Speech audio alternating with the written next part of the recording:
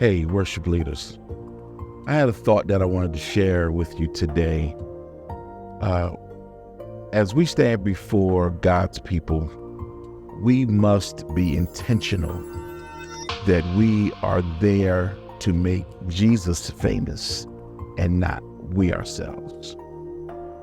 There's this movie out by Kelsey Grammer. It's called The Jesus Revolution. It is basically the story of a famous preacher named Greg Laurie. And Kelsey Grammer played this middle-aged pastor whose congregation was pretty much dying out. And he ran into this young evangelist that was on fire for God. He invited the young man to come to his church and to have a place to preach. Well, quickly, the place became overrun with souls coming to Christ. Young people were coming to Christ by the droves. And his church filled up and overran very quickly. They had started having services outside. I mean, it was an explosion for Jesus. But unfortunately, that disease soon came in.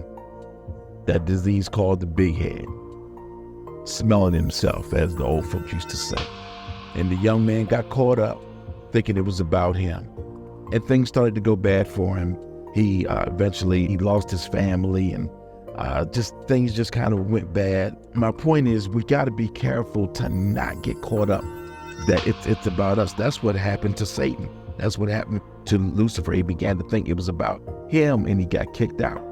We got to be intentional that we are there to make Jesus famous. First of all, it's not your stage. It's not your stage. If you could have created the platform, you would have. But some pastor, some minister of music gave you the opportunity, and God used them to give you the opportunity. You better appreciate it and treat it well and treat it with respect. It's not about you. It's not your platform. It's not your stage. We are there to make Jesus famous and not us. We're not there to build our brand. We're there to build the brand of the glorious name of Jesus. So just be reminded, make Jesus famous and not yourself.